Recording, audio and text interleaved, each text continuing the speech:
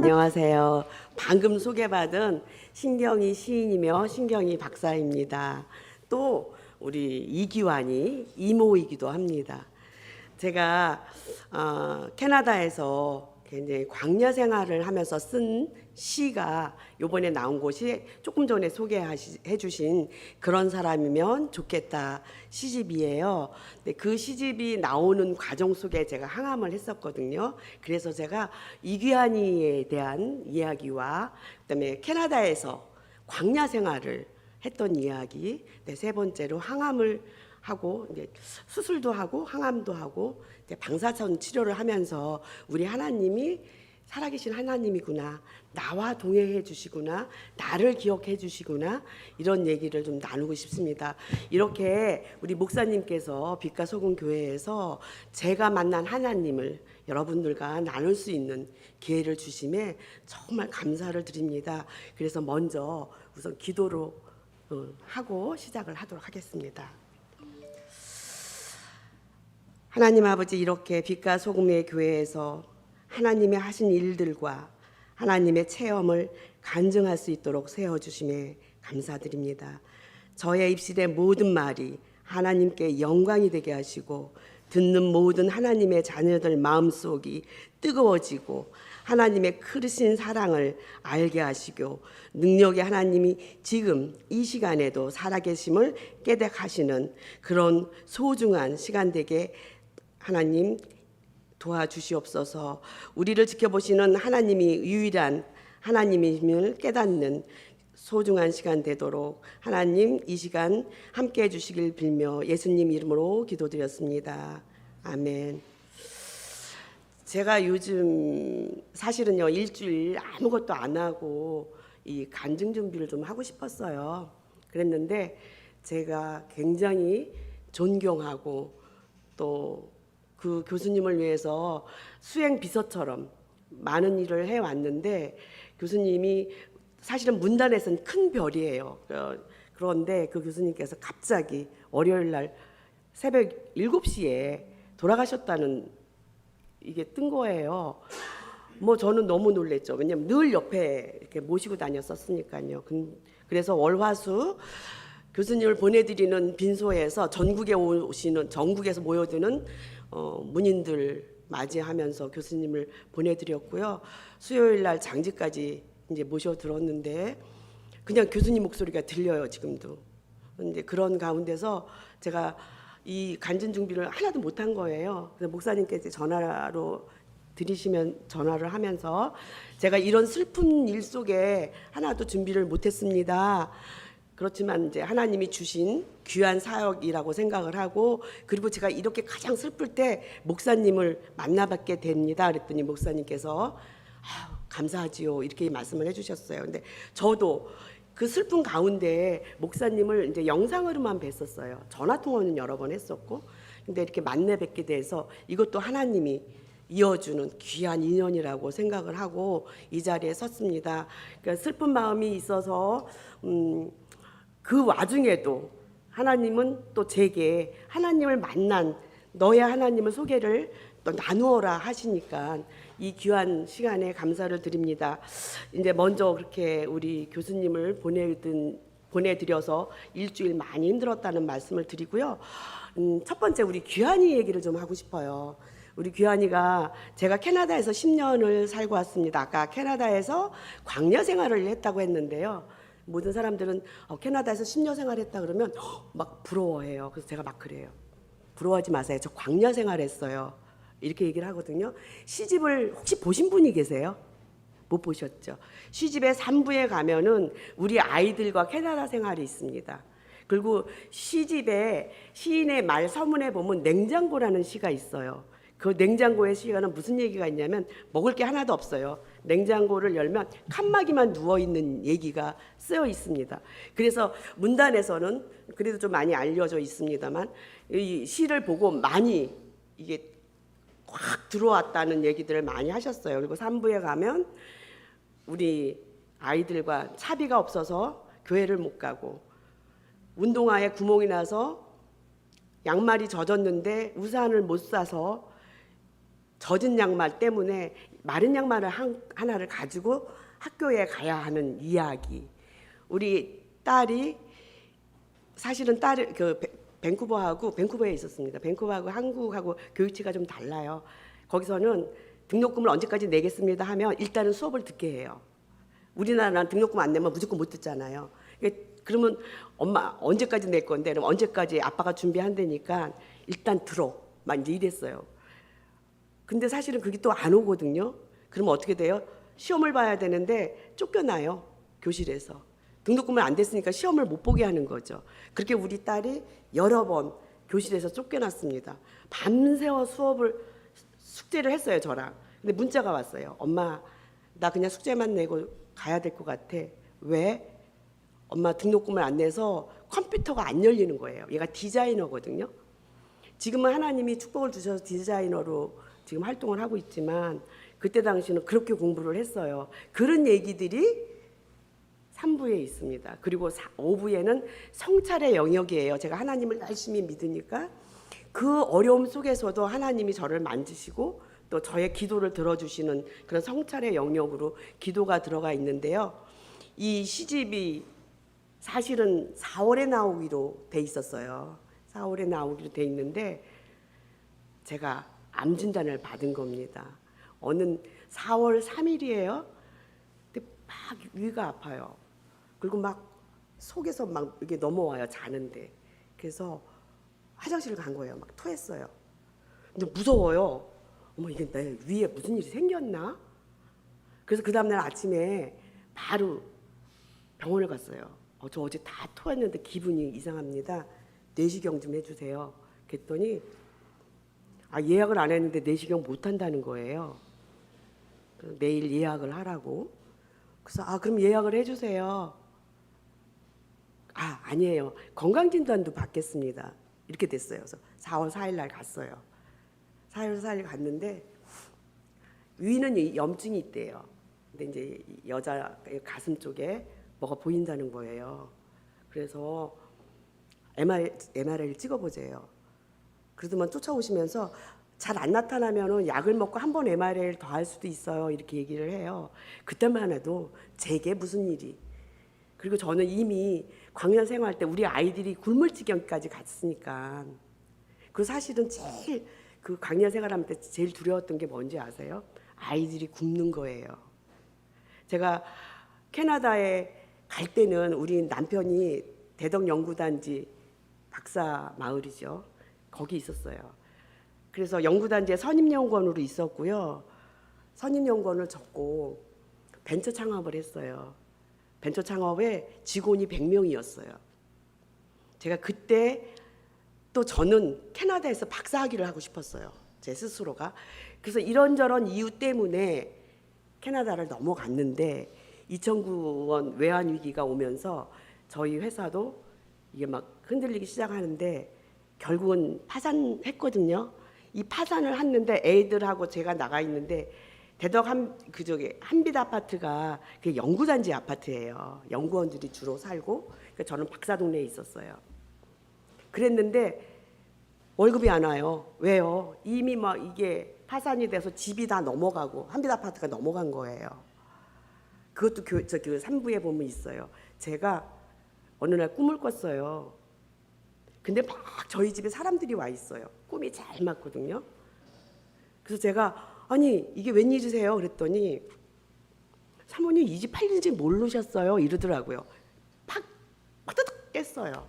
깼는데 저희 어머니가 며칠 후에 전화가 왔어요. 너희 집 넘어간다고 하더라. 이렇게 얘기를 하는 거예요. 그래서 한빛 아파트가 그렇게 빚으로 넘어간 거예요. 그러면서 파산을 겪으니 돈이 오나요? 안 오죠. 집이 있나요? 못 들어와요. 뭐 이런 위기 속에서 그야말로 아이들이 굶을 지경. 그게 제일 무서웠어요, 저는. 그래서 이렇게 제가 요번에 암 진단 받았을 때 하나님, 제가요 바닥도 아니에요. 지하 2층까지 2층까지 갔다가 올라오고 있는데 아직도 그 고난 중에 있는데 암이라니요. 이런 생각이 들었어요.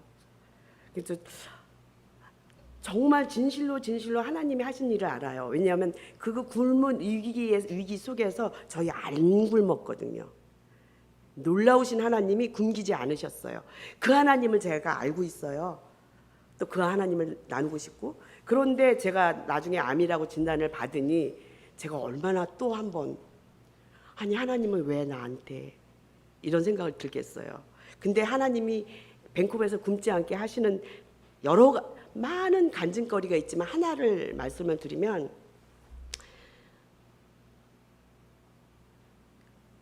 그 전에 사실 우리 이제 목사님 들어오셨으니까 죄송하지만 앞으로 갈게요. 우리 귀환이 얘기를 좀 하고 싶어요. 첫 번째 귀환이 얘기하고, 두 번째 캐나다 얘기, 세 번째 우리 그 암 받고 투병 생활을 말씀드린다고 했잖아요.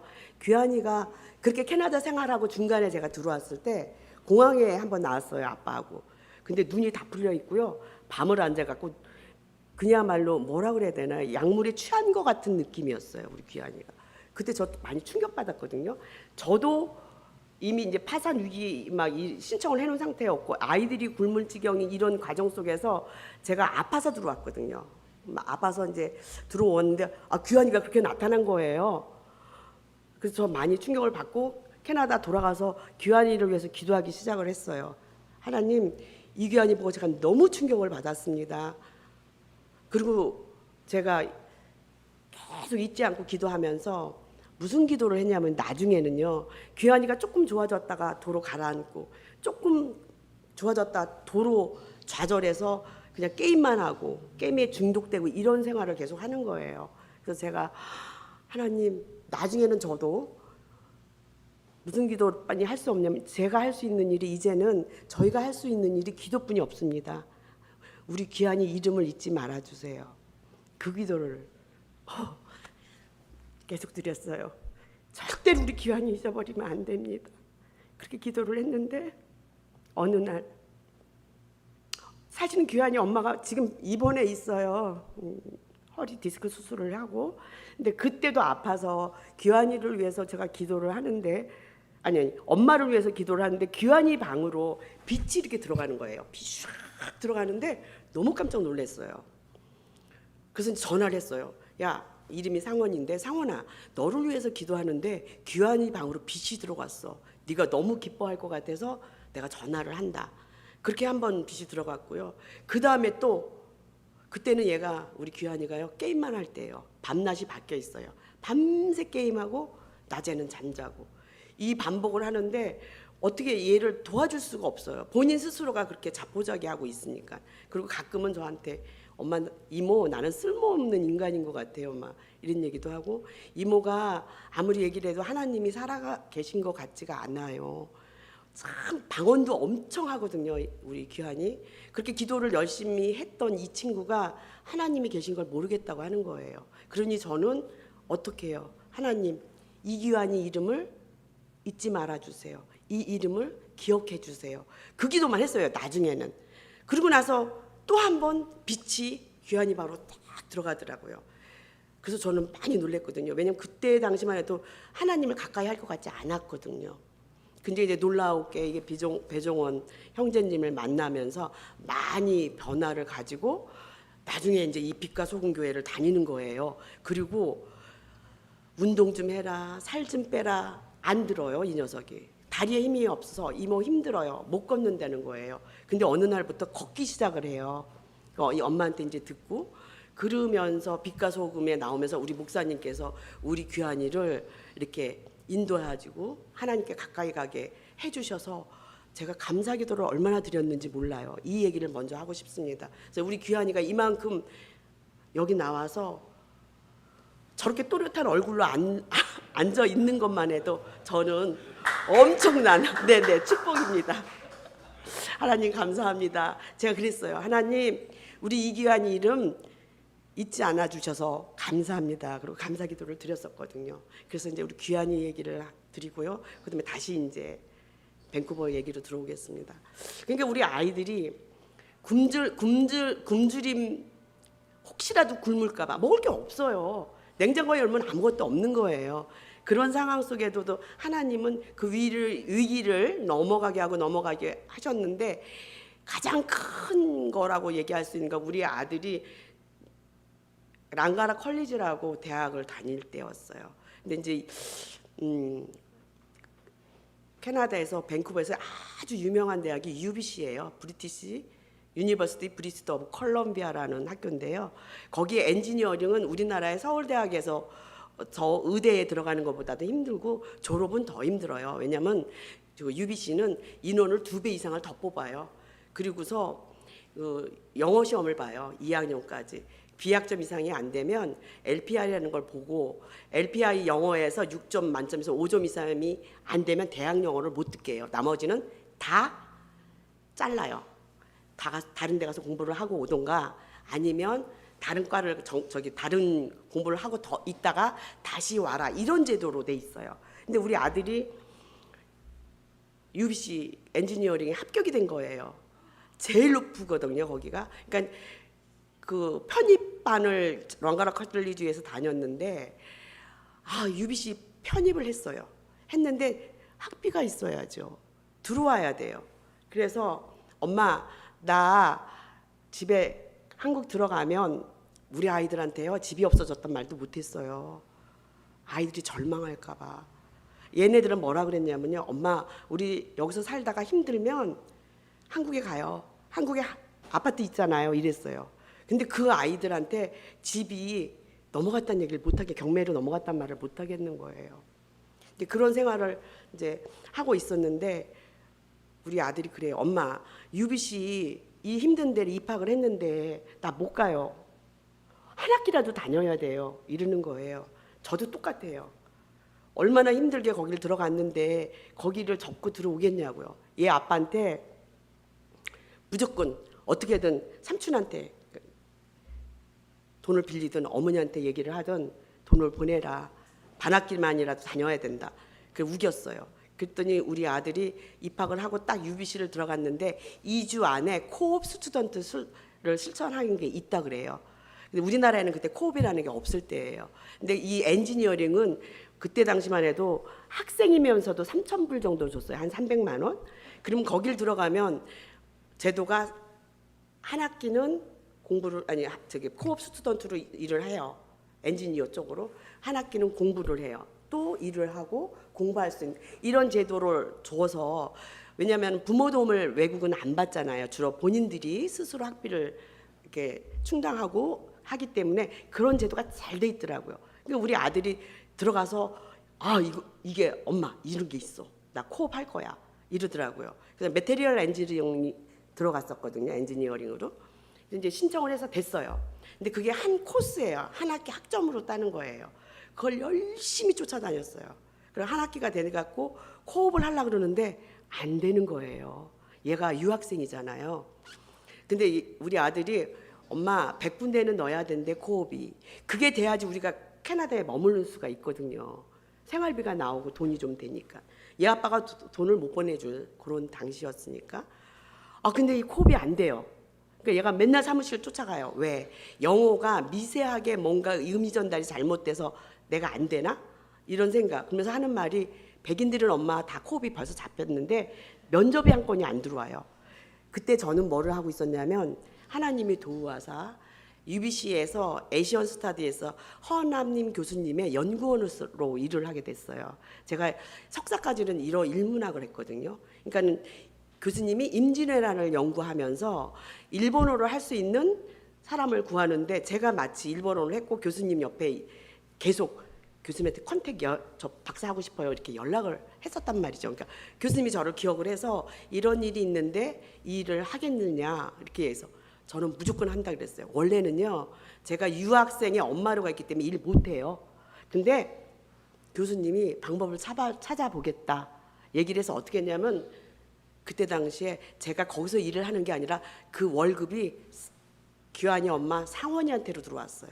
그러면 상원이가 이 동생이 그 돈을 다시 우리 캐나다 제 구자로 보내준 거예요. 그렇게 생활비를 충당을 할 수 있게 하나님이 일을 할 수 없는데도 불구하고 그 일을 하게 하였어요. 그 일을 하고 있을 때였어요. 그래서 이제 그 UBC에 오피스가 있었어요. 312라는 그 오피스에 가 있는데 우리 아들이 어느 날 70몇 개를 이력서를 넣었어요. 70몇 개. 그랬을 때 엄마 코업이 면접이 잡혔대요. 저 일 딱 접고요. 집에 갔어요. 근데 이제 카스츄안에서 하나 되고 하나는 밴쿠버에 있는 펄프 재즈 캠포라는 데서 된 거예요. 근데 규모를 보니까 카스츄안이 굉장히 커서 거기를 갔으면 좋겠어요. 근데 돈이 우리 없잖아요. 생활하기도 힘든데 얘가 코업 때문에 거기를 떠나서 생활을 하면 이중 생활을 하고 그러면 어려울 것 같은 생각이 드는 그 무렵에 벌써 카스츄안은 떨어졌어요. 한 군데 또 있었는데 거기도 떨어지고 이제 캠프만 남았어요. 그래서 아침에 마지막 그 발표하는 날 우리 아들을 막 깨웠어요. 경서가 일어나, 오늘 발표하잖아. 너 캠프 어떻게 되나 봐라. 근데 캠퍼가 어떤 회사인지도 몰랐어요. 그냥 캠퍼만 아는 거예요. 그랬는데 컴퓨터 열어보라 그러고 제가 우리 딸하고 원룸 회사 살았거든요. 방으로 들어왔어요. 애가 조용한 거예요. 그게 있어야지 우리가 캐나다에 머물 수 있거든요. 일을 하니까 삼천불이 얼마나 커요. 근데 얘가 너무너무 조용한 거예요. 어머, 딸하고 떨어졌나 봐. 어떡하지? 그래서 제가 한참 있다가 숨이 막혀요. 근데 그때 어떤 일이 있었냐면 우리 남편한테 딸이 민경이가 어디에 뭘 넣었는데 떨어졌어요. 얘가 너무 상실이 커서 상심해서 민경이가 이렇게 힘드니까 민경이 좀 위로해 주세요. 그때 메일이 왔어요, 저한테. 어떡하냐? 정부에다가 과제를 뭐 하나 신청해서 꼭 될 거라고 했는데 이 과제가 떨어졌어. 우리 어떻게 사냐? 이렇게 온 거예요. 그러니 저는 남편도 막혔어, 딸도 막혔어, 아들도 막히는 거예요. 그러니 뭐 이 벼랑 위에는 이런 벼랑이 없는 거예요. 근데 아이들한테 아빠한테 그런 메일이 왔다고 말도 안 했어요, 사실. 그리고 이제 아들을 깨워가지고 경서가 스타벅스 나가자, 가서 장학금이라도 신청하자. 그래서 그때 마치 장학금을 받을 때였어. 나가자. 나왔어요. 근데 그날 하루 종일 제가 얼마나 막 이 창자까지 두려웠겠어요. 딸도 그렇지, 남편도 안 된대지, 아들도 그런대지. 물론 저는 이제 교수님 일을 하고 있었지만 그거 갖고는 해결이 안 되는 상황이었으니까요. 잘라 그러는데 우리 딸이 정말 저는 이것도 까딱 못 하겠는 거예요. 그런데 엄마 기도 좀 해주세요. 그래서 어머 민경아, 엄마 까딱을 못 하겠어. 하루 종일 기도했어 엄마. 그냥 민경아 그냥 가서 자. 그랬더니 안 가요 얘가. 엄마 육성으로 기도를 들어야지 제가 힘이 날 것 같아요. 근데 진짜 입을 딸싹을 못 하겠는 거예요. 저도 너무 절망스러워서 이 위기를 어떻게 넘어갈 것인가. 셋이 한국에서 들어오려면 450만 원 있어야 돼요. 비행기사. 그 돈이 어디 있어요. 렌티비는 2달이나 밀려 있는데 저희가 그런 위기에 있었거든요. 그래서 이제 그날 우리 딸이 하도 그러니까 기도를 했어요. 누워서. 하나님 아버지, 이렇게 어려운데도 지금까지도 캐나다에 머물게 하신 하나님 아버지, 우리 아들 딸 절망하지 않게 해주세요. 희망을 잃지 않게 해주세요. 우리 아들 딸들이 너무 제 마음속엔 안쓰러웠거든요. 너무 안쓰럽습니다. 그리고 잤어요. 그리고 남편도 하나님 도와주세요. 그리고 잤거든요. 그 다음 날 일어나서 장학금 신청해야죠. 왜냐하면 렌트비도 2달이나 몰렸고 돈은 하나도 없고 저희가 1불도 없는 날이 있었어요. 1불이면 1,000원이거든요. 집안에. 그러면 그 1,000원도 없는 날 교회도 못 가요. 차비가 없어서. 그런 이제 위기를 넘는데 그날 밖에 와서 스타벅스 가서 장학금 신청하자 이랬는데 전화가 온 거예요. 우리 아들이 헬로 이렇게 받아요. 그러니까 우리 민경이가 엄마 자리 좀 비켜줘야 될 것 같아. 중요한 전화 같아. 이래서 저희가 자리를 좀 비켜줬어요. 근데 얘가 한참 안 들어와요. 그래서 내가 경서가 너 왜 안 들어와 그랬더니 얘가 오징어를 구워도 될 정도로 얼굴이 뻘개진 거예요. 엄마 나 코업 됐대요. 근데 저도 봤거든요. 어제 떨어졌잖아. 근데 지금은 오피스야. 사무실인데 UBC 오피스예요. 하나를 더 뽑는데 예산이 남아서 하나를 더 뽑는데 너를 뽑는다고 거기서 집었대요. 그러니까 우리 아들이 코업이 된 거예요. 막 그래서 그때서 이제 캠퍼가 뭔지를 찾아봤더니 세계에서 이 두 번째로 큰 펄프 재즈 연구소였어요. 거기가. 그러니 생각을 해보세요. 삼성에서 코업 스튜던트 하나 뽑는데 예산 뽑는데 떨어뜨렸던 애를 다시 뽑아요? 있을 수가 없잖아요. 그러니까 우리 집사님 아는 분이 제가 밴쿠버 한인 장로교회를 10년 섬기다 왔거든요. 그분이 한 분 그랬어요. 하나님이 경속인에 굽는다고 SOS 쳤구나. 근데 정말 그런 느낌이었어요. SOS를 친 거. 그러니까 캠퍼를 내가 이제 들어가게 된 거예요. 더 중요한 거 있어요. 딱 한 달 만에 오더만 엄마 다 거기에 들어간 학생들이 시티즌 시민권자고 남한 유학생이에요. 그러더라고요. 아들아 자랑스럽다. 너무 자랑스럽다. 그리고 엄마 7년 만에 이 연구소에 들어온 사람은 제가 처음이래요. 우리 아들이 그때 7년 된 거예요. 그러니까 제가 볼 때는 우리 하나님이 세상에 우리를 살리시려고 우리 아들을 그렇게 세웠다고 생각을 할 수밖에 없어요. 그렇게 해서 4개월이 지났어요. 그럼 이제 12월이 됐어요. 얘가 가을 학기에 들어갔는데 더 놀라운 얘기를 하는 거예요. 맨 마지막에 얘가 레포트가 A가 나오고 막 이랬거든요. 근데 그때 같이 들어간 애가 A 나온 애가 없었어요. 얘가 A가 나왔어요. 레포트를 거기에서 일한 거에 대한 레포트를 써내거든요. 그러니 얼마나 감사해요. 너무 감사했죠. 근데 마지막에 그 매니지먼트하고 이게 얘기를 하는데 그러더래요. 너는 유학생이라 다음 코업을 할 때도 쉽게 찾아지지는 않을 거다. 하지만 우리 여기서 한 것이 큰 도움이 될 거다. 그리고 너는 우리가 월급을 반을 댔다? 전 처음에 무슨 소린가 했어요. 시티즌들은 정부에서 다 돈이 나온대요. 월급이. 근데 우리 아들은 유학생이었기 때문에 정부에서 반뿐이 안 난 거예요. 그리고 여기 이 캠퍼라는 회사에서 반을 댄 거예요. 그러니 저희가 생각할 때는 이런 일이 있을 수 있나 해요. 어떻게 이런 일이.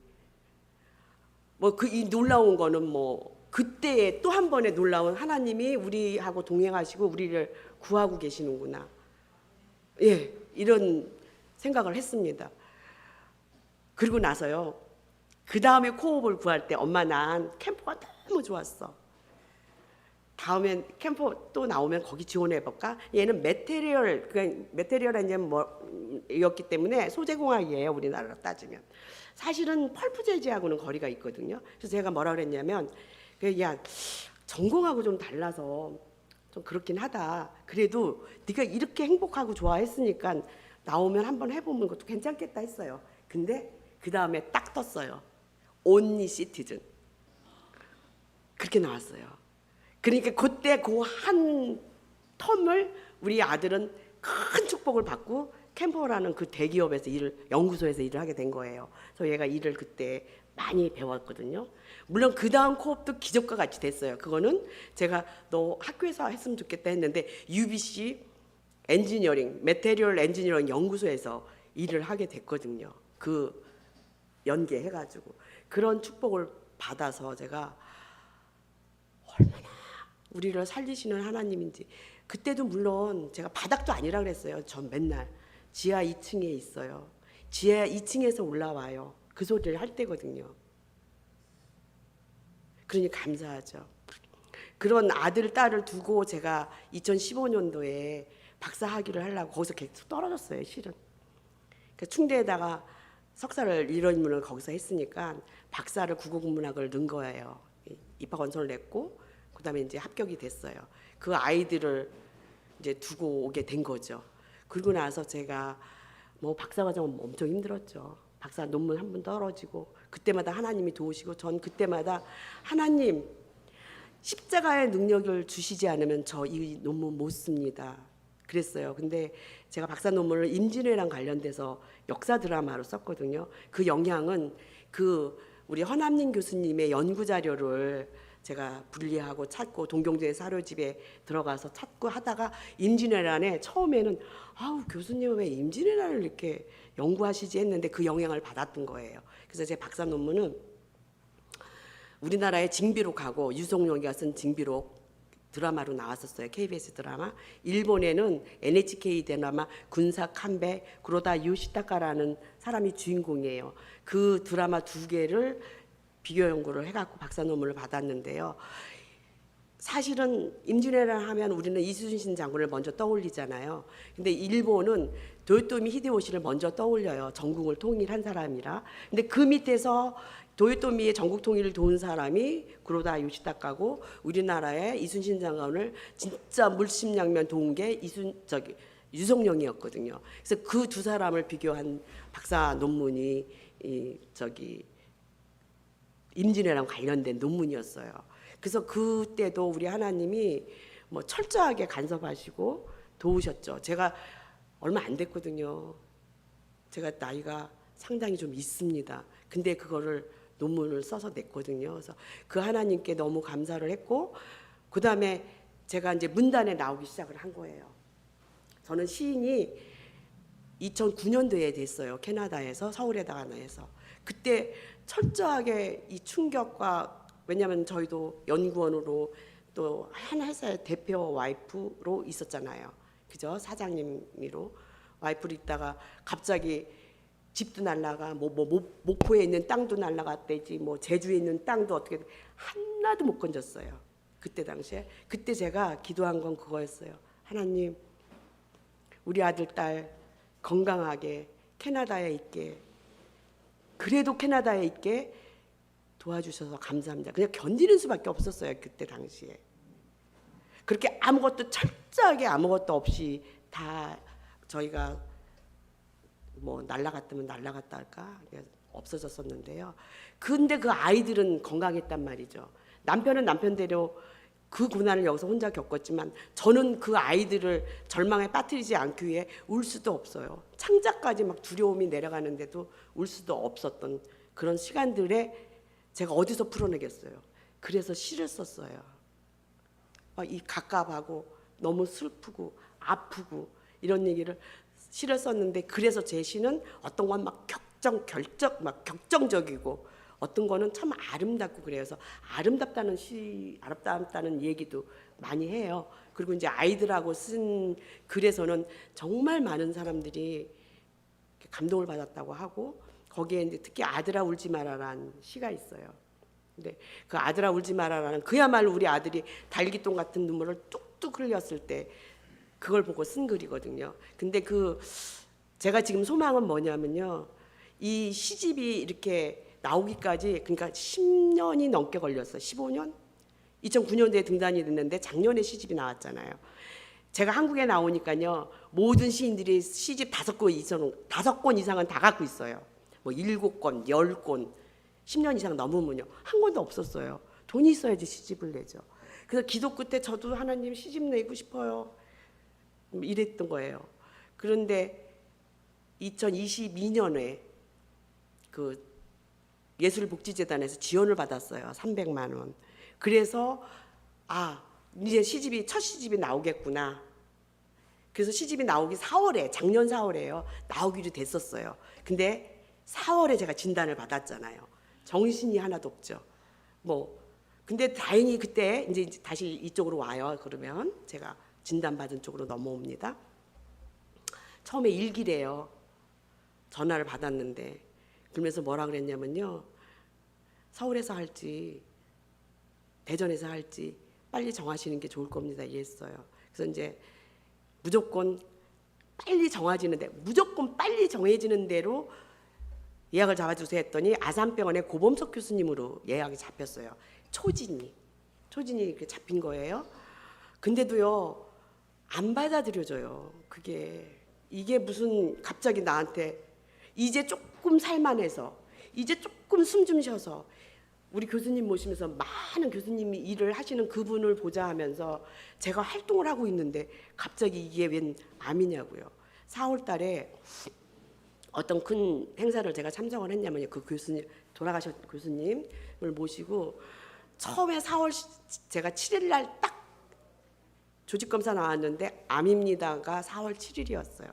그리고 그날 아산병원의 고범석 교수님한테 무조건 빨리 들어가는 초진을 잡힌 거예요. 근데 이미 4월 10일 날 아주 유명하신 나태주 시인님을 만나기도 돼 있었어요. 나태주 시인님을 만났는데요, 잘 알죠. 시인님이 그날 좀 아프셨어요. 그리고 흙으로 만드는 조각가 선생님하고 아주 가까운 지인이에요. 둘이 이제 찾아갔는데 나태주 스님이 그러셨어요. 이 나이가 되니까 돈도 명예도 권력도 다 필요 없어. 얼마나 유명하신 분이에요, 나태주 스님. 그리고 항상 밝으시거든요. 근데 그날은 내가 감기 때문에 힘이 들었는데 세상에 내가 몇십 년을 모셔오고 가까이 지낸 선배가 치매야 이러시더라고요. 나를 못 알아봐. 살아있는 게 살아있는 게 아니야. 그래서 저희 둘이는요, 나태주 시인님이 그런 얘기를 하셔서 깜짝 놀랐어요. 그래서 전 뭐예요? 저는 암 진단을 받고 있었잖아요. 그래서 속으로 아이고 시인님, 선생님 저 암 진단 받았어요. 근데 말 안 했죠. 말 안 하고 잘 그리고 이제 가면은 풀꽃 문학관을 운영하세요. 공주에서 풀꽃 문학관을 쭉 이렇게 가면 꼭 설명을 하시거든요. 뭐 꽃도 설명도 해주시고. 그날 잘 그러고 왔어요. 그리고 제가 이미 진단 받고 나서 이미 정해져 있는 스케줄은 일상은 잘 소화하고 수술을 받으리라. 그리고 이제 생각을 했었어요. 그럼 막 와서 리서치를 한 거예요. 어떤 교수님이 좋을까? 근데 제일 유명하신 교수님이 손병호 교수님이더라고요. 아산병원에. 막 그분한테 수술을 받고 싶은 거예요. 내 몸을 두 군데 다 해야 된다 그랬어요. 왼쪽은 암입니다. 오른쪽은 암은 아니지만 얘가 암으로 갈 수 있는 거라는 거예요. 그러니 알겠습니다 했는데 아주 유명하신 분한테 받고 싶잖아요. 전화를 했어요. 그랬더니 4월이었는데 초진이 8월이나 9월에 들어간대요. 알았습니다. 일단은 그래놓고 또 아산병원에 또 들어갔어요. 근데 뭐 어떻게 예약할 수가 없어요. 그래서 거기다가 메모를 썼는데 저는 그걸 잊어먹었다가 나중에 동생들이 알려줬어. 언니가 거기다가 양쪽을 수술을 하는데 손봉호 교수님한테 받으면 참 좋겠다고 썼다고 했어. 그랬어요. 저는 너무 경황이 없어서 들어간 것까지는 기억이 났는데 나중에 생각하니까 쓴 것 같아요. 제가 양쪽을 수술을 받는데 손봉호 교수님한테 하고 싶다고. 그리고 이제 17일 전화가 왔어요. 아침에. 서울 전화예요. 받을까 말까? 받았어요. 여기 아산병원입니다. 저희 고범석 교수님한테 초진 예약하셨죠. 저희 병원에서 수술하시고 싶은 거 맞으시죠? 이렇게 얘기를 해서 네 맞습니다. 이랬어요. 그리고 제가 기도를 나중에는 포기를 하고 손봉희 교수님이 안 되는 거 알고 하나님 고범석 교수님 당신이 정해주셨으면 다 맡깁니다. 고범석 교수님한테 하나님 도와주세요. 이렇게 기도를 했었는데 딱 전화 와서 손병호 교수님, 제가 하고 싶었던 손병호 교수님께 22일 날 초진 예약을 잡으려고 합니다. 변경하려고 합니다. 저는요 머리가요 이제 이렇게 네 알겠습니다. 저 무조건 바꿔주세요 했고 끊고 나서는 어떤 생각이 들어요. 내가 무슨 큰 병인가? 근데 이상하다. 손봉호 교수님이 그렇게 많은 사람들이 기다리고 있는데 어떻게 나한테 이게 연결이 됐지? 이거예요. 그리고 손병호 교수님한테 4월 21일 날이 초진이 잡혔어요. 5월 7일 날 고범석 교수님이 초진이 잡혔던 게 이렇게 변경이 된 거예요. 그게 4월 17일. 근데 여기다 하나 덫을 붙이면 우리 딸이 엄마가 암 진단을 받았다고 했잖아요.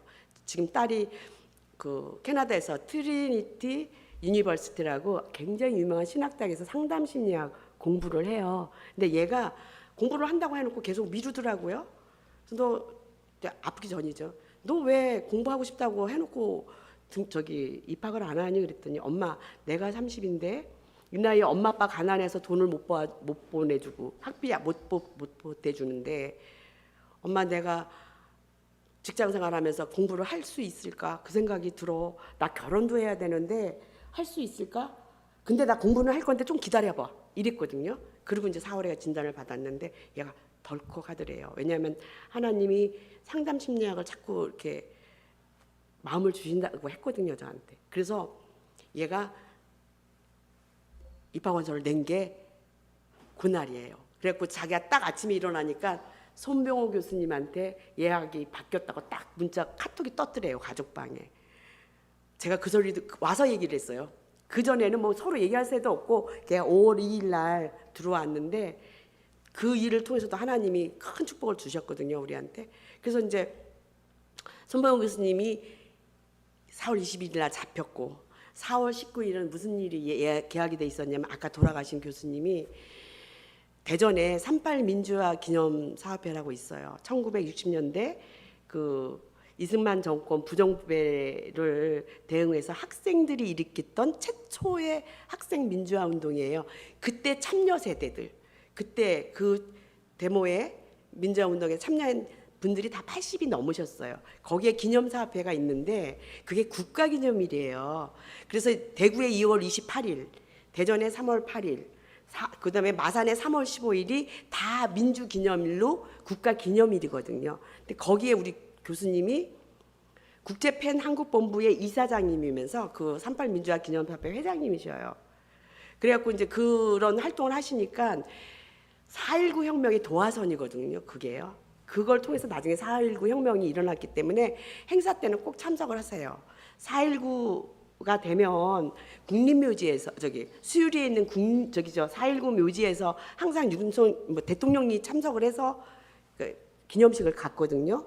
작년에는 윤석열 대통령이 이제 계시니까 참석을 하셨죠. 그때 대전에서 교수님하고 저하고 둘이만 참석을 했어요.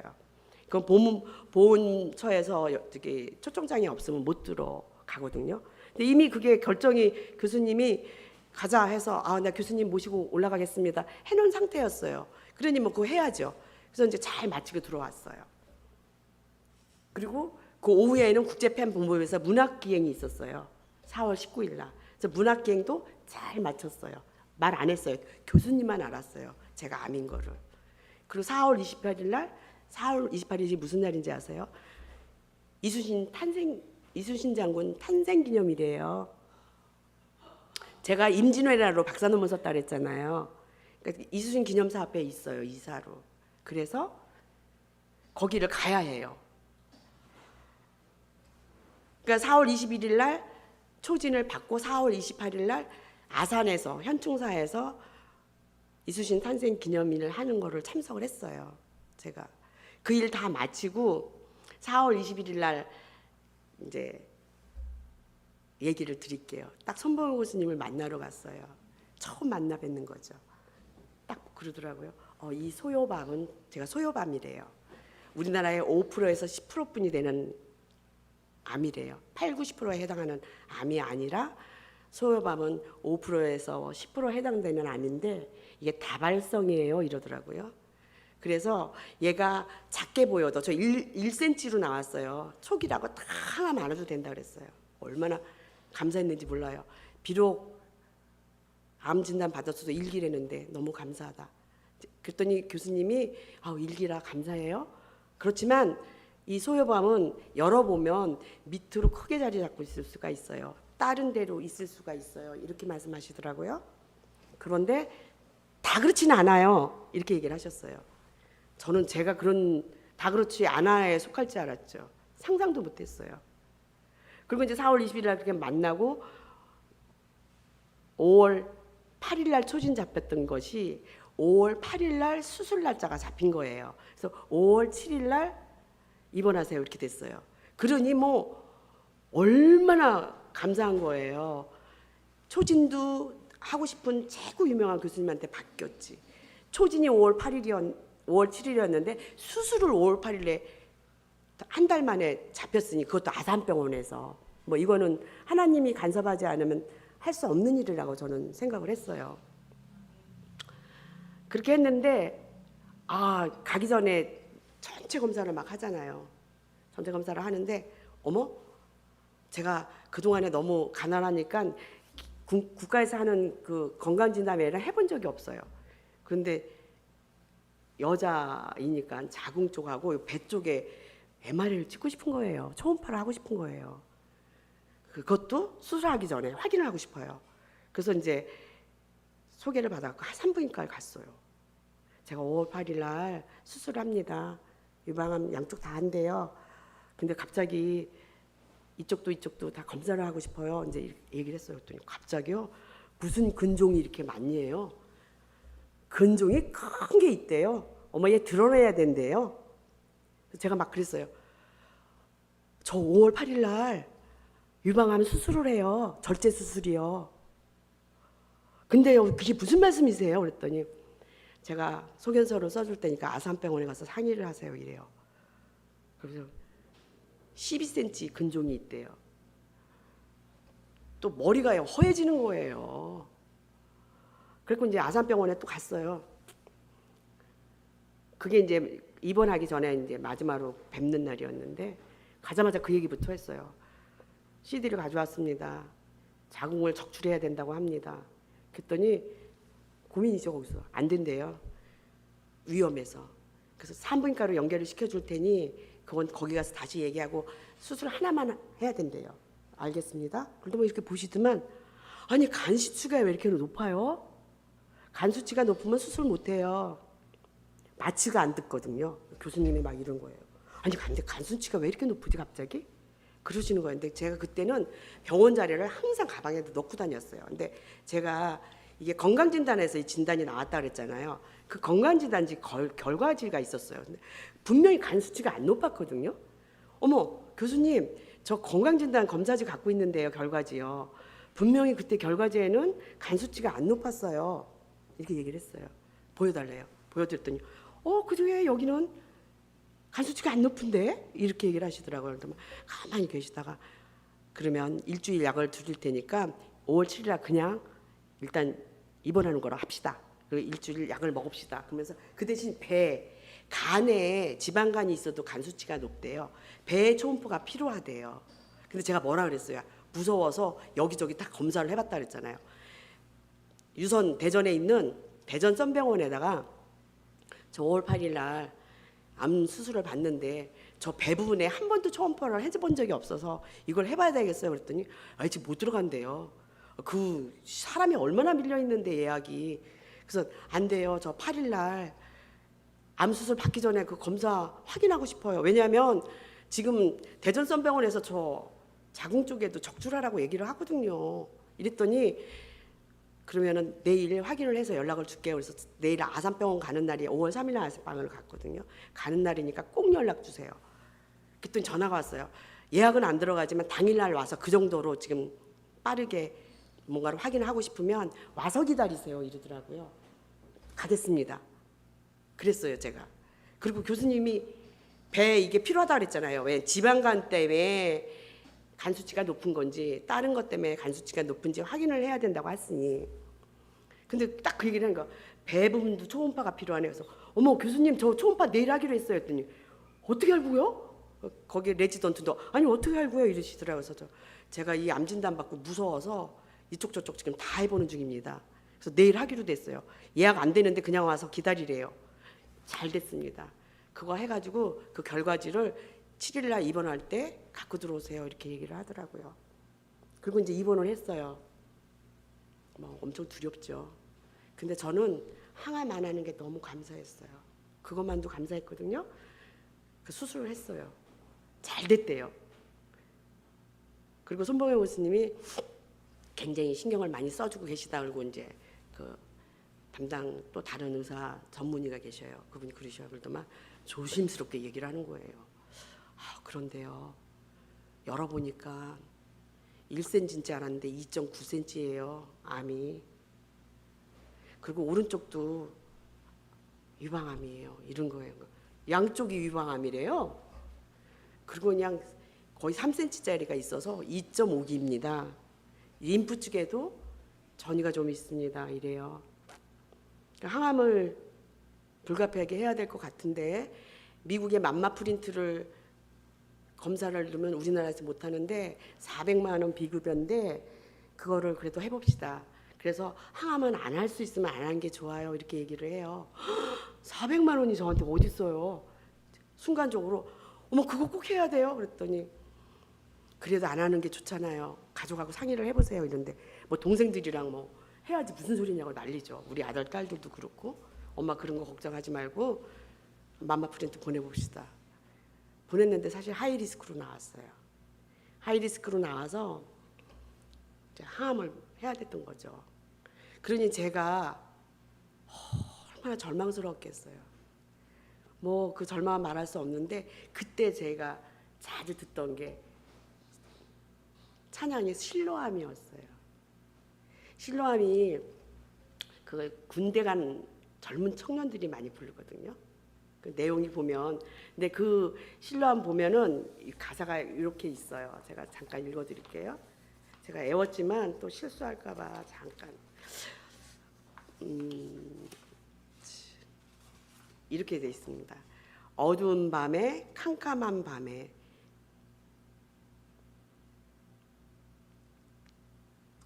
새벽을 찾아 떠난다. 죄송합니다. 종이 울리고 닭이 울어도 내 눈에는 오직 밤이었소. 이런 가사예요. 근데 정말 그랬어요. 정말 어두운 밤에 캄캄한 밤인 거예요. 내게 새벽이 안 올 것 같은 거 있잖아요. 종이 울리고 닭이 우는데 나한테는 밤인 거예요. 딱 그 마음이었어요.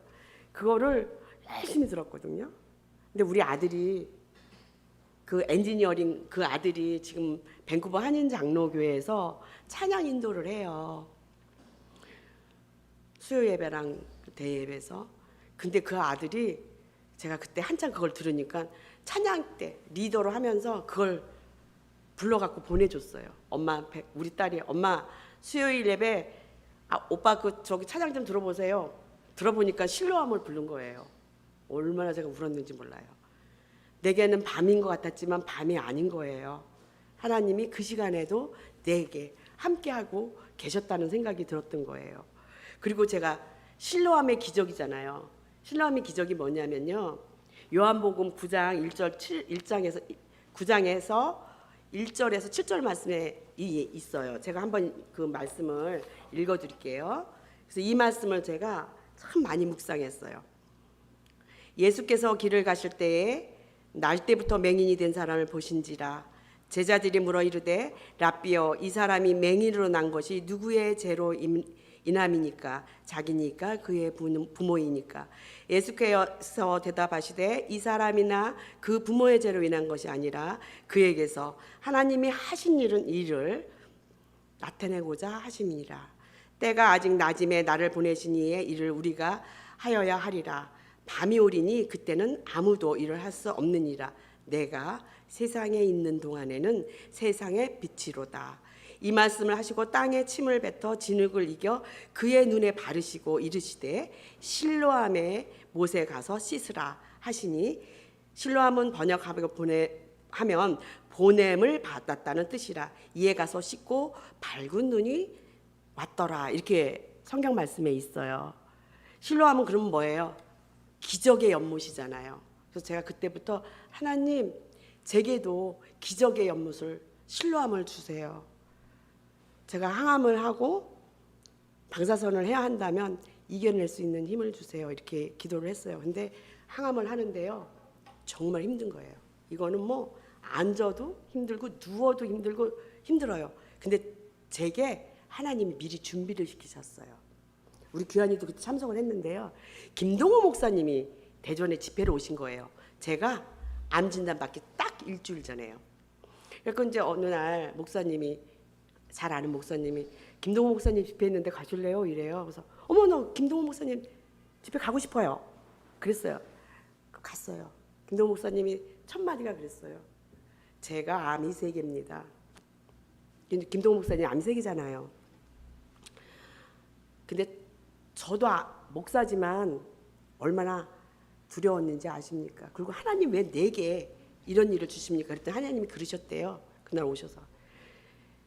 암은 그거 다 걸리는 거야 누구나. 너라고 왜 안 되냐? 그러시더래요. 그리고 묵상하면서 하나님이 나와 함께 하신 하나님을 내가 잊어서는 안 되겠구나 하면서 이렇게 은혜가 쌓이는데요. 그 얘기를 하셨어요. 딱 첫날 은혜가 여기 딱 쌓이니까 아픔도 튕겨나가고 두려움도 튕겨나가고 아픔은 우울증이 생겨요 이러시더라고요. 근데 그 우울증도 튕겨나갑니다. 은혜가 우리 마음속에 꽉 차면 사탄이 틈을 받다가 어머 여긴 틈이 없네? 그리고 튕겨나가요. 그 얘기를 제가 들었어요. 그 말씀이 너무 좋았거든요. 근데 그 다음날 규환이가 친한 친구가 대전에서 결혼을 했거든요. 규환이가 그 친구 때문에 저도 아는 친구예요. 그래서 이제 저도 예식장을 가고 규환이도 예식장을 만났어요. 규환아, 김동호 목사님이 오셨는데 야, 은혜가 채워지니까 우울증도 아픔도 고통도 다 튕겨나가더래. 틈이 없다고 사탄이 못 들어오더래. 이제 그 얘기를 했더니 가만히 있다가 이모, 나 그 집회 듣고 싶어요. 이래요. 토요일이었어요. 그러면 하는 소리가 근데 저 집에는 가고 싶어요. 이래요. 그래서 제가 알았어. 이모가 기차표 예약을 해줄 테니까 마지막 차로 예약을 해줄 테니까 김동호 목사님과 들으러 가자. 그리고 이제 들으러 간 거예요. 그래서 이제 나중에 끝나고 나서 우리 귀환이 이제 인사도 시키고 엄청 좋아하셨어요. 청년이 수원에서 와가지고 목사님 집회 듣고 간다고 안 가고 있으니 얼마나 기뻤겠어요. 그래서 우리 귀환이 같이 김동호 목사님이랑 사진도 찍고 그랬거든요. 근데 이제 그 목사님은 그 얘기 하셨어요. 암 투병을 하는데 내가 4번 항암을 하는데 4번 다 기절했어요. 이렇게 얘기를 하시더라고요. 4번 다 기절을 했고 미리 들은 거예요. 일주일 전에 제가. 그리고 앉아도 힘들고 누워도 힘들고 잠자도 힘들고 서도 힘들고 이거는 견딜 수가 없어요. 여러분 잠 잘 잘 수 있는 게 얼마나 행복한지 아세요? 그 얘기를 들었어요. 제가 일주일 전에. 항암을 하는데 진짜 그런 거예요. 앉아도 힘들고 누워도 힘들고 누워있는데 눈물이 나요. 눈물이 이렇게 나더라고요. 너무 아프고 힘드니까. 그런데 제가 무슨 생각을 했냐면 어머 김동호 목사님은 항암하시면서 날기세를 했다고 했는데 하나님은 나를 위해서 무엇을 하기를 원하시나?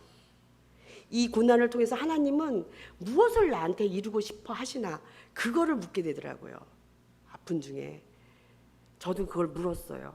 근데 제가 밴쿠버 한인장로교에서도 이 말씀을 받았는데 그 사도행전 1.8절 있죠. 그 말씀을 받았어요. 오직 너희가 성령이 임하면 너희는 권능을 받아 예루살렘과 온 유다와 사마리아 땅 끝까지 내 증인이 되리라 하십니다. 이 말씀을 또 주시는 거예요. 그래서 제가 이제 시집이 2장함 때 나왔거든요. 7월 달에. 근데 이게요. 하나님이 일을 하시니까 저는 이제 나왔다고 출판사에서 몇 권만 갖다 줬어요. 이렇게 나왔습니다. 아픈데 문인들은 뭐가 있냐면 시집이 나오면 원로 시인들이나 이렇게 시인들한테 이 시집 나왔습니다 하고 다 보내요. 그걸 보내는데 저는 보낼 수도 없잖아요. 아프니까. 뭐 제가 아까 그랬잖아요. 앉아도 힘들고 누워도 힘들고 팔다리가 흔들려가지고 뭐 화장실 가기도 힘들어서 우리 딸이 엄마 다리에 힘주고 걸어 할 정도였으니까요. 일상을 못해요. 항암 중에는.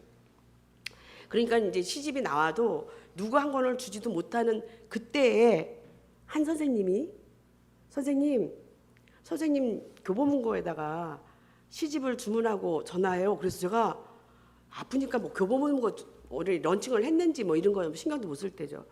어머 제 시집 교보문고에 런칭됐어요? 이렇게 보냈어요. 그랬더니 그러니까 제 교보문고에 떴더라고요. 그래서 교보문고에 나갔구나. 그러고 나서 얼마 있다가 또 한 선생님이 선생님 시집 금주베스트에 올라왔던데요. 어머 나 한 권도 준 사람이 없는데 들어가 봤어요. 했더니 금주베스트 초록왕관 딱 쓰고 나와요. 초록왕관 딱 쓰고 금주베스트 300 뭐 13 뭐 300 그게 4주 딱 제가 그런 사람이면 좋겠다 있죠. 이게 4주를 금주베스트로 교보문고에 있었습니다. 기적이었어요. 세상에 하나님 한 권도 누구한테 주지도 못했는데 그러니까 저 지인들이 10권씩 막 사는 거예요. 출판사에서 연락이 왔어요. 시집이 이게 되네요. 왜냐면 시집 안 사보거든요. 안 사보시잖아요. 그리고 저는 시집이 안 나왔기 때문에 물어보지도 않았어요. 근데 보통 보면은 조금만 이렇게 출판하기도 하고 그다음에 이게 팔리는 건 생각을 안 한다고 하시더라고요. 뭐 저는 어쨌든 이게 이제 막 나간다고 하니까 그리고 이제 동생들도 언니 뭐 나 우리 규환이 엄마도 샀대요. 7권인가 샀다고 하더라. 이제 그렇게 이제 연락이 왔어요. 그러니 하나님이 하셨다고 보니 생각을 할 수가 없어요. 그랬더니 나중에 우리 아까 우리 교수님께서 그 38 민주화 책자에다가 동정란에 신경희 시인 사무국장, 제가 사무국장으로 있거든요.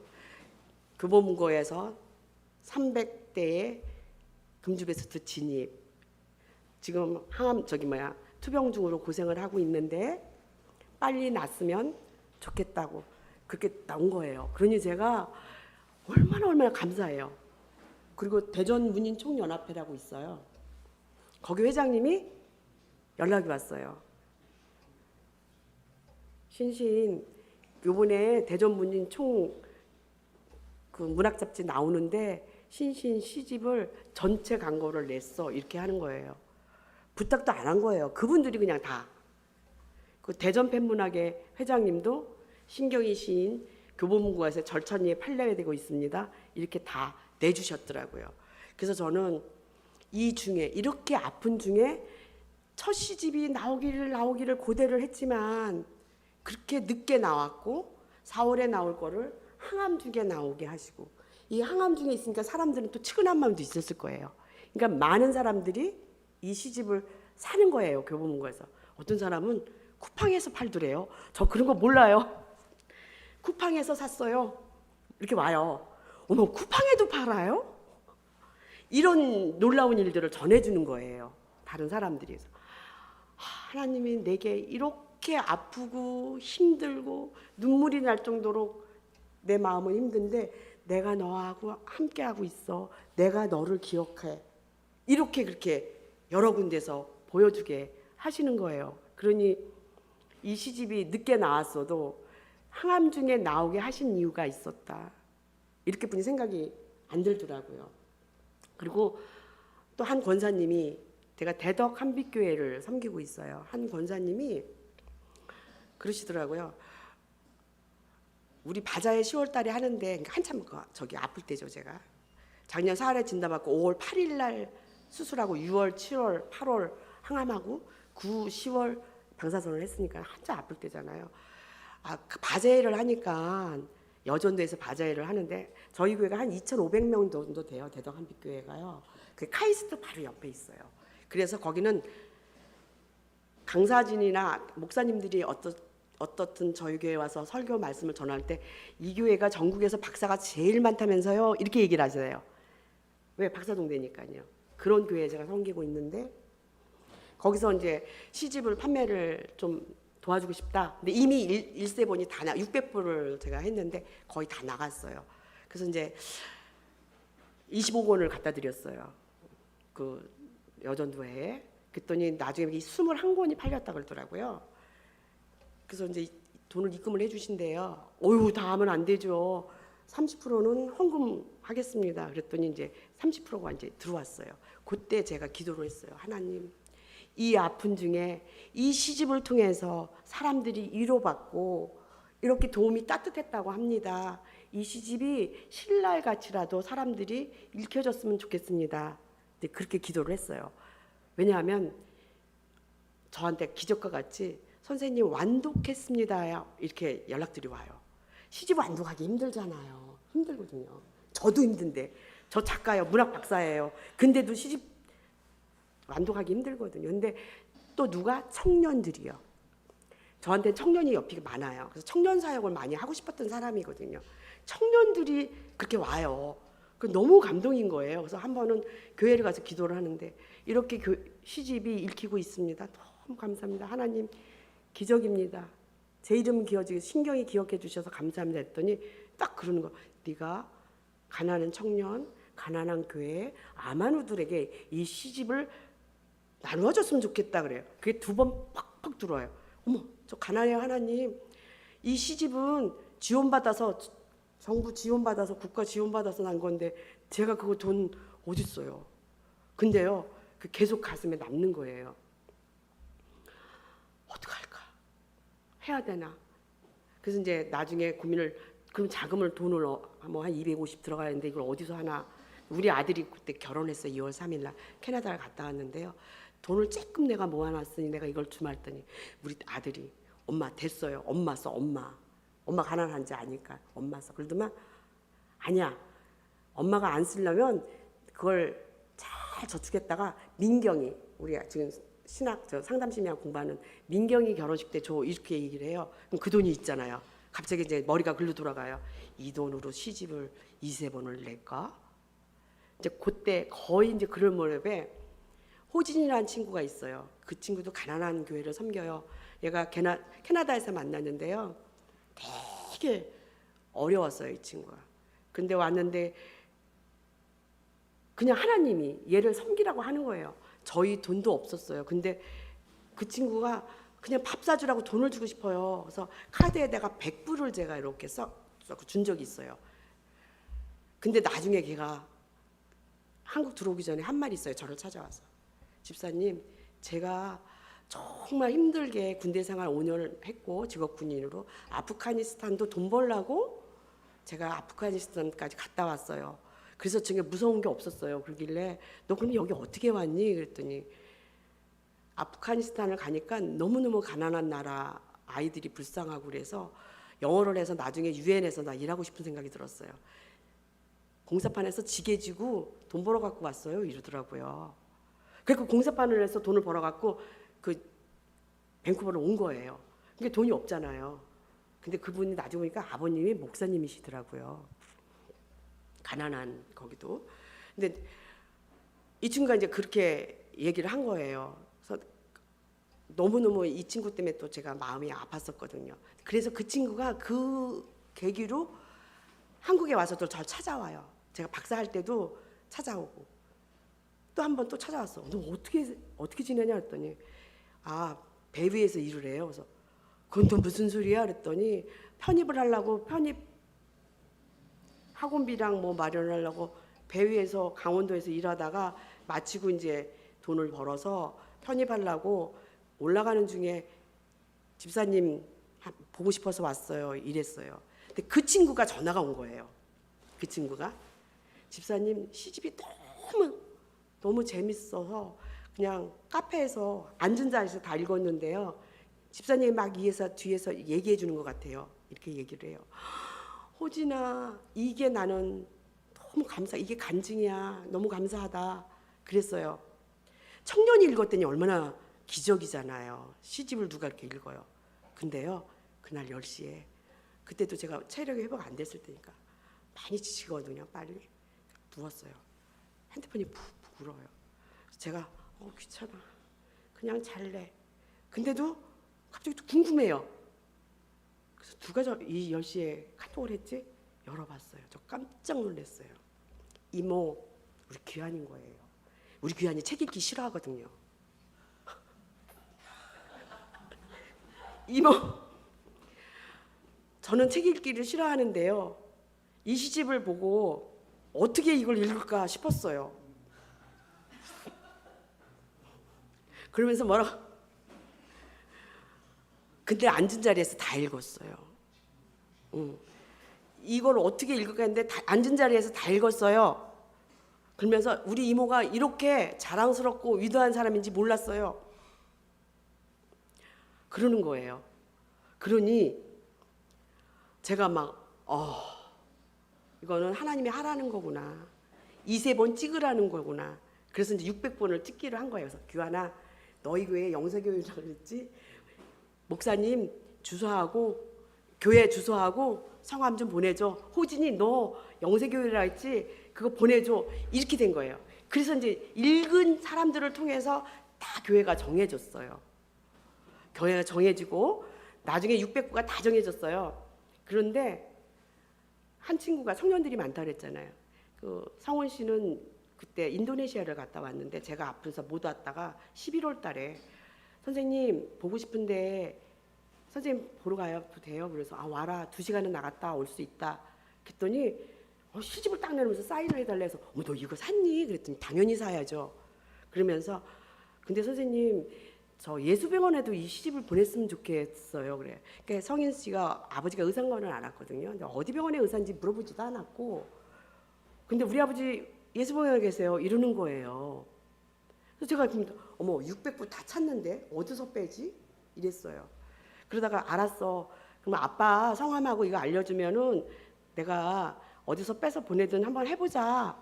근데 집에 와서 생각해보니까 의사 선생님한테 또 그러긴 그렇잖아요. 이제 예수병원을 들어가니까 전 몰랐거든요. 그 기독교 병원으로 그렇게 유명한 병원이더라고요. 전통도 있고. 그래서 이제 거기 연락을 했어요. 그때 어느 담당자분이 작가님 안녕하세요.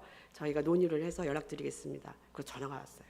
작가님 저희가 논의를 하였는데 암 한우들 이렇게 모임이 있을 때 나눠주기로 했습니다. 보내주세요. 이렇게 한 거예요. 그래서 제가 아산병원에서 했잖아요. 아산병원에 예수병원에 그리고 또 우리 상원이 친구예요. 상원아, 네 친구 저기 이름 갑자기 생각 안 나요. 걔 이름 저기 뭐야? 미양이에요. 미양이 연락처 좀 줘. 왜 언니? 이세번을 자꾸 하나님이 보내라고 하니까 걔도 왜냐면 제가 가봤었고 지하에서 했었어요. 미양이도 영세교회 운영하잖아요. 미양이라고 하면 안 되는데 목사 됐으니까 어렸을 때 미양이 했으니까. 그래서 연락처를 달라고 했더니 딱 상원이 동생이 얘기하면서 언니 미양이 원목인 거 알아? 이래서 무슨 원목? 걔 저기 국립 아모리안 센터 원목이야? 이러는 거예요. 그래서 아니 어떻게 해서 그랬더니 원래 원목으로 계시던 목사님이 처음엔 도와달라고 그랬대요. 그러다가 나중에 다 넘긴 거예요. 그래서 미양이한테 조미양 목사님 저기 신상원이 동생 신경입니다. 제가 이렇게 암 투병을 하면서 또 시집이 나왔는데 이거를 아마존하고 나누고 싶습니다. 보냈더니 언니 감사해요.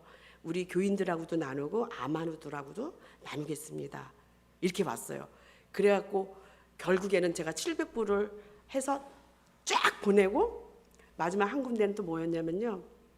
요거만 하고 끝낼게요.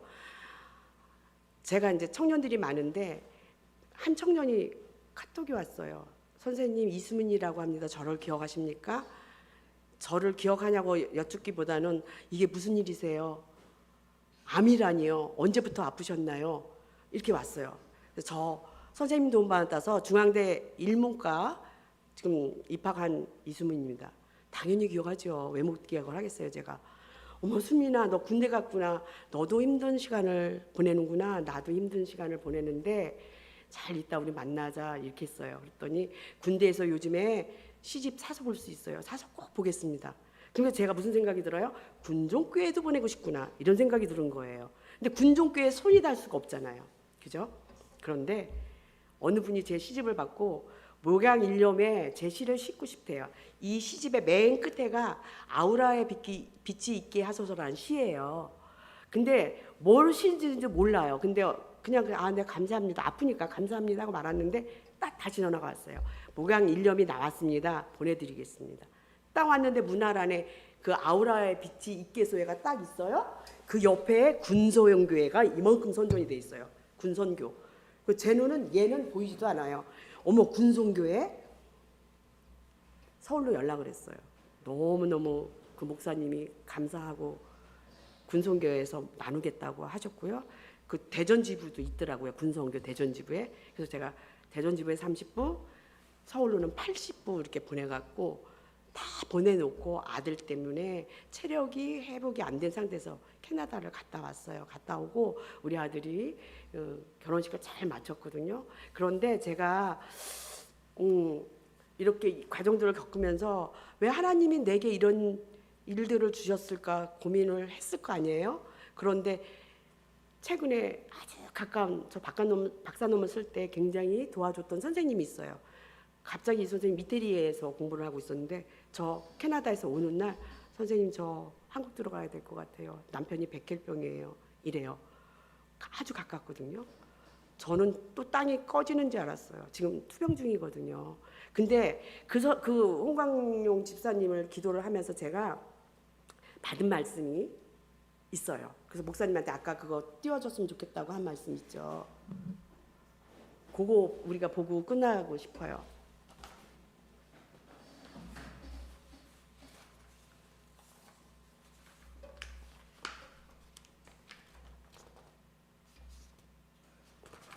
네, 요거 한번 다 같이 읽어볼게요. 저희가 이제 고난이 오는 때에 많이 힘들잖아요. 고난이 올 때. 근데 저는 이게 징계라고는 생각을 안 했습니다. 저의 지금까지 온 일들이. 왜요? 하나님이 동행해 주시고 하나님이 지키시는 걸 알기 때문에요. 보호하시고. 그런데 그 친구를 위해서 기도하면서 딱 이 말씀을 저도 같이 받았어요. 아, 나는 하나님의 친아들이구나. 이런 생각을 갖게 됐습니다. 그래서 요거를 전체로 다시 우리가 통독을 하겠습니다. 같이 해볼까요? 어찌 아버지가 징계하지 않는 아들이 있으리요. 그죠? 아, 너희가 참음부터 있네요.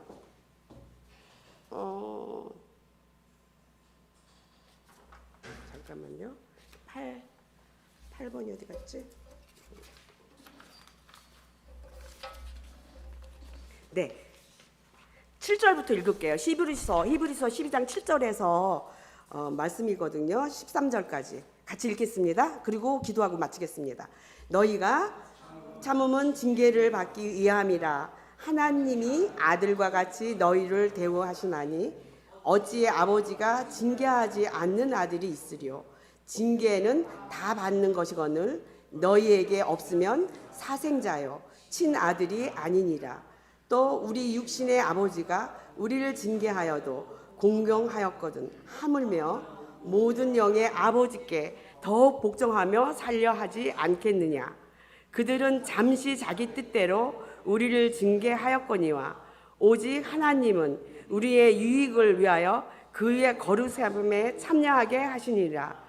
무릇 징계가 당시에는 즐거워 보지 않고 슬퍼 보이나 후에 그로 말미암아 연단받은 자들은 의와 평강의 열매를 맺느니라. 그러므로 피곤한 손과 연약한 무릎을 일으켜 세우고 너희 발을 위하여 곧은 길을 만들어 저는 다리로 하여금 어그러지지 않고 고침을 받게 하니라. 아멘. 결국은 하나님은 저희한테 고난과 연단을 주시는데요. 하나님이 우리한테 이런 연단과 고난을 주실 때는 그의 거룩하심에 참여하게 하심이라고 하셨어요. 그리고 하나님의 친아들이기 때문에 우리한테 징계를 주신다고 하셨어요. 또 뭐라고요? 지금은 징계가 슬퍼 보이고 싫어요. 그렇지만 결국에는 의와 평강의 열매를 맺게 하시니라 하셨어요. 이 말씀을 마음에 많이 간직하시고 어려움이 우리 살아보면 있어요. 그럴 때마다 우리 하나님이 진실로 나를 친아들로 생각하시고 의와 평강의 열매를 맺게 하시려고 이렇게 나를 쓰시는구나 생각해 주시면 참 좋을 것 같습니다. 기도하겠습니다.